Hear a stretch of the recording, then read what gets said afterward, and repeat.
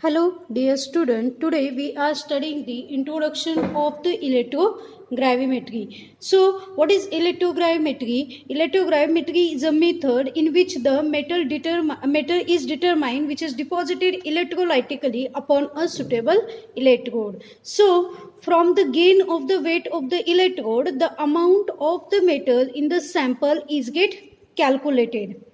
So, in electrogravimetry, the possibility like co-precipitation and post-precipitation are eliminated due to proper control of experimental condition. The impurity due to co-precipitation and post-precipitation is mostly occurred into the normal gravimetry analysis, because in normal gravimetry analysis there is a lot of process are involved like digestion, then filtration, precipitation, and that's why we are getting the co-precipitation and post-precipitation like impurity. So in this particular case, in electrogravimetry these conditions are completely neglectable because it is an controlled experimental condition. So this method is very rapid and accurate due to its speciality. So student, we have to know the principle of the electrogravimetry analysis.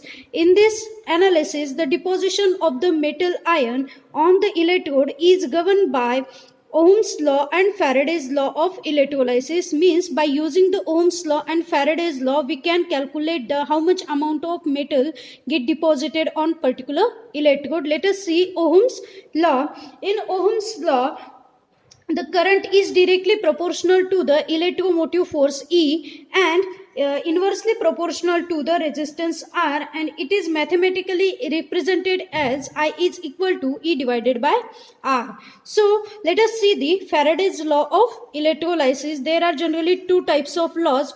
Let us see the first law. The amount of the substance liberated or deposited at an electrode during electrolysis is directly proportional to the quality of the electricity passed through the electrolyte. Means which quality of electricity get passed during the electrolysis process, that gives the amount of the substance liberated or deposited on the electrode. Okay, so this law is mathematically represented as W is equal to Z into I into T. So what do you mean by Z? Z is nothing but the electrochemical equivalent. I is the current in ampere and T is the time in the second, and W is nothing but the amount of the electricity. Okay, let us see the quantity of the electricity passed. How much amount of quantity get passed? It is represented by Q is equal to I into T. These both two equations are useful for the problem solvation. You have to focus on it, and lot of amount of questions get asked on this particular point. So student, let us see the second law. When the same quantity of electricity is passed through the different electrolyte, then the weight of the substance liberated or deposited at the respective electrode are directly proportional to the chemical equivalent or equivalent weight of this substances. In this particular case, we have to consider same quantity of electricity get passed to the different electrolytic solution. So liberated or deposited amount of the substance is completely depend on what its equivalent weight. Okay student, now you have to know the first and second law of Faraday's. Okay, let us see the example of the Faraday's second law. In this case, we are considering the copper sulfate.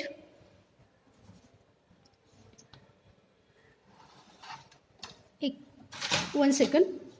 We are considering the copper sulfate and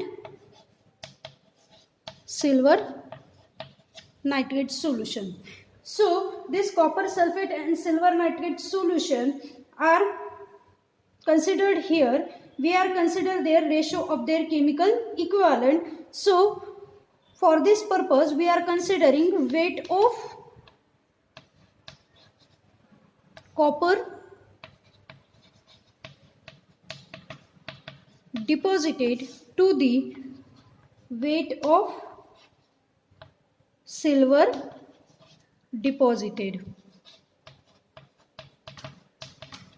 which is equal to its equivalent weight. Means equivalent weight of copper and equivalent weight of silver. Here equivalent weight of copper is 31.5 785 and equivalent weight of silver is 108. By considering their ratio, we are easily find out the how much amount of substance get deposited on a particular electrode like copper and silver. So this is a experimental condition we are study for the second law of Faraday's.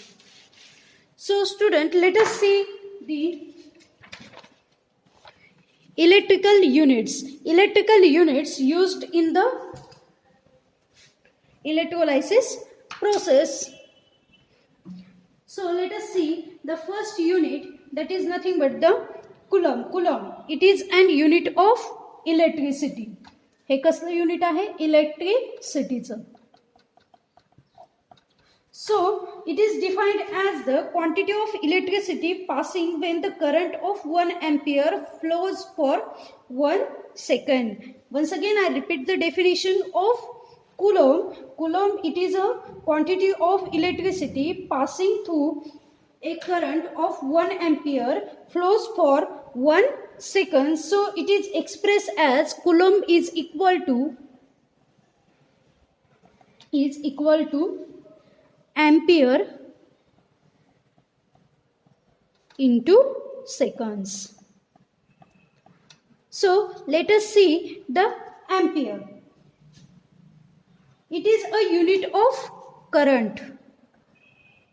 Ampere is the unit of what? Current. So it is measure strength of current. Generally current is, ampere is defined as the current passing through an electrolyte which is liberated 0.00118 gram of silver or 0.4 times 0104 gram of hydrogen. So it is nothing but the current passing through the electrolyte which is liberated some amount of silver or some amount of hydrogen gas.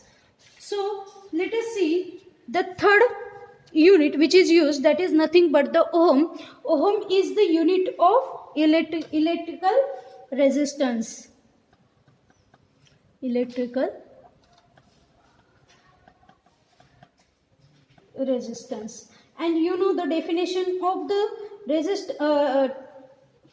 ohm is, it is defined as the resistance at 0 degrees Celsius of the column of mercury of uniform cross section. This is near about 106.3 centimeter along and weighing about the 14.4521 gram, and the cross section area is nearly 1 square millimeter. So student, here we have to focus on ohm is having the unit of electrical resistance. Let us see the volt. It is the unit of electromotive force. Electromotive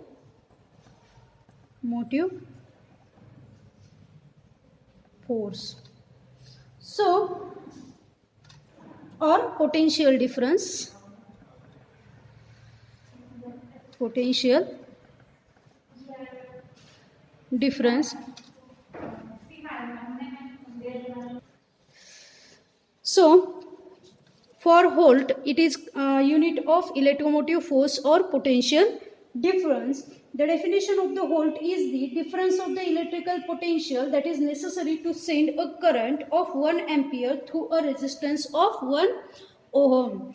Okay, 1 ampere and 1 ohm ला जेवढी current density लागते ती density म्हणजे काय असतं?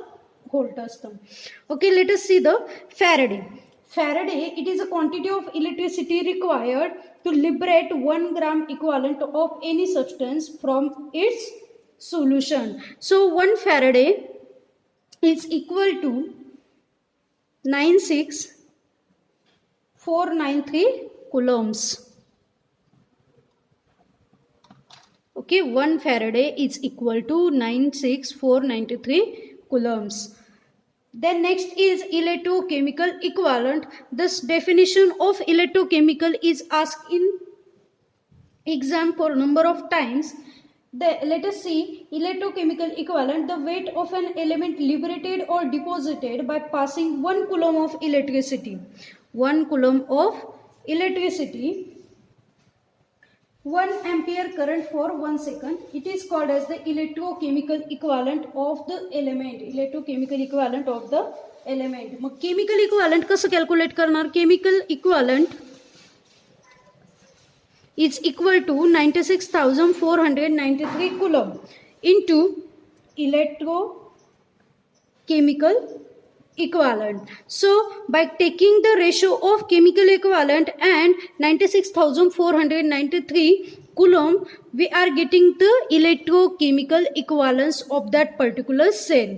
Okay student, today we study the introduction to the electrogravimetry. In that we are study the what is electrogravimetry, what is the difference between electrogravimetry and gravimetry analysis, and next we focused on the principle of electrogravimetry analysis. In that we study the Ohm's law, Faraday's first law and second law, their equations and their elaboration with the help of problem. And now next point we see is the electrical unit like coulomb, ampere, ohm, volt, Faraday and electrochemical equivalent. So student, if do you have any question regarding to this topic, you can ask in the discussion forum. Thank you.